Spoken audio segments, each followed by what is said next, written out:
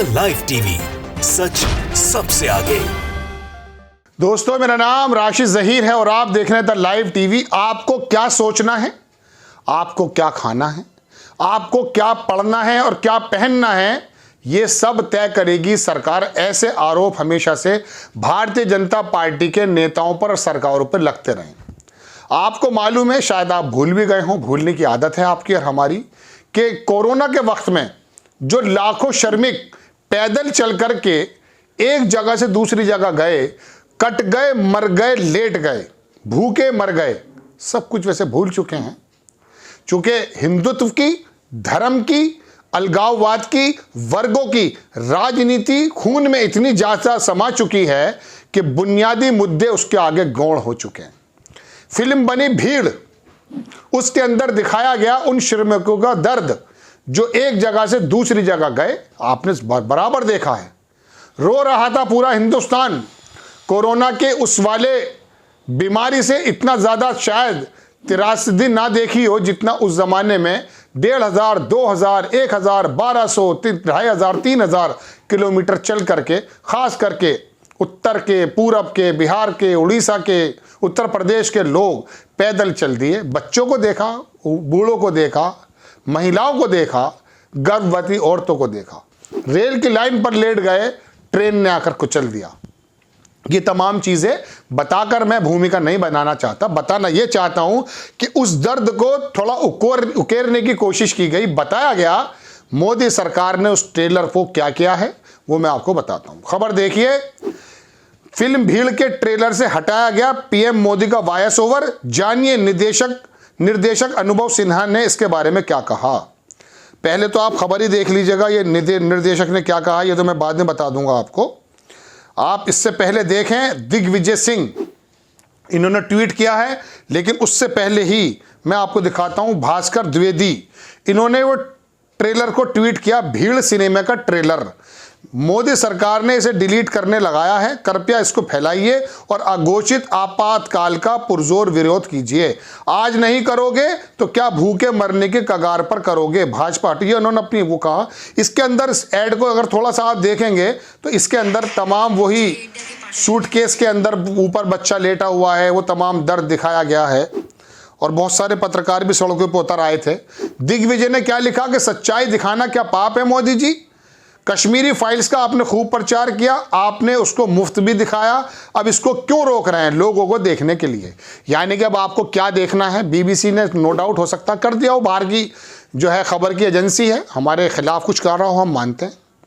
लेकिन कश्मीरी फाइल जो जहर उगल रही थी, कश्मीरी फाइल जो दो वर्गों के बीच में डिस्टेंस को बढ़ा रही थी, कश्मीरी फाइल्स के अंदर जो जिस तरह का नरसंहार दिखाया, उसका जो मुजरिम यहां विशेष संप्रदाय दिखाई देने लगा था, उसको तो आप टैक्स फ्री कर देते हैं।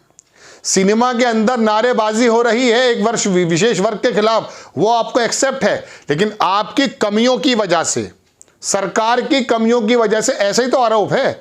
जो वो लगाया गया था लॉकडाउन और उसके अंदर जो भूखे मर गए थे मजदूर, अपने घर पहुंच गए थे, उसके दर्द को बता दिया तो आवाज हटा दी, टेलर को हटा दिया गया है। अब आप पूरी खबर देखेंगे, मैं आपको दिखाता हूं। ये तो मैंने आप भीड़ के ट्रेलर से जो निर्देशक ने कहा वो क्या है।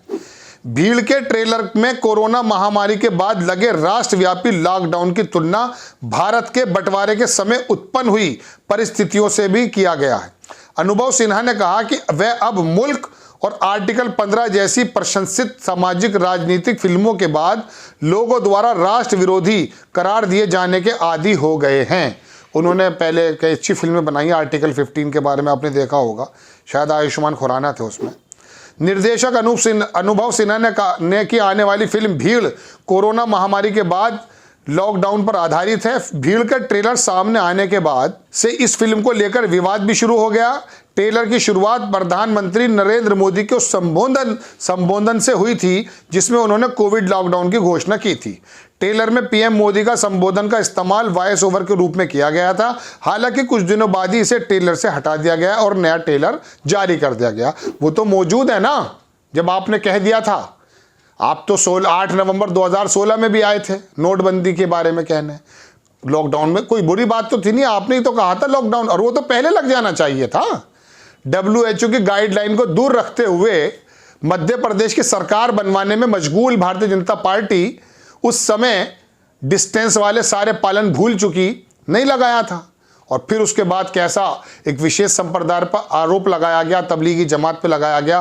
कोर्ट ने फिर किस तरह से थप्पड़ मारते हुए, तमाचा मारते हुए उन सारे सवालों को वापस फेंक दिया उन्हीं की झोली में, ये आपने देखा है।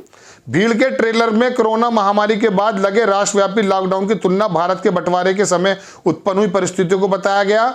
मजदूरों के दृश्य के साथ ट्रेलर में कहा गया कि एक बार फिर वही हुआ था बंटवारा 2020 में। अब सोशल मीडिया पर इस फिल्म को भारत विरोधी बताया जा रहा है। विवाद के बाद मीडिया रिपोर्ट्स में यह भी दावा किया गया कि निर्माता भूषण कुमार ने खुद को फिल्म से अलग कर लिया। उनकी कंपनी टी सीरीज का नाम पोस्टर और सोशल मीडिया टैग्स के साथ फिल्मों से ट्रेलर से भी गायब है। यानी कि जो प्रोड्यूसर है वो भी डर गया बेचारा। मुजफ्फरनगर के अंदर जब वहां का माफिया हुआ तो वहां के जो बिजनेसमैन लोग थे उन्होंने अपना कारोबार छोड़ के दूसरी जगह पलायन किया था। आज हो यूं रहा है कि अगर फिल्म में पैसा लगा दिया है, ट्रोल आर्मी ने उनको टारगेट किया, वो पीछे हट जाते हैं। ये वाली कंडीशन हो गई है दर्शकों। सरकार के खिलाफ कोई शब्द आप बोल कर देखें, आपके तमाम साम्राज्य को ध्वस्त कर दिया जाएगा, ऐसा देखने में आता है। अब फिल्म के प्रोड्यूसर पीछे हट गए। आपकी आवाज क्या दिखा दी महामहिम?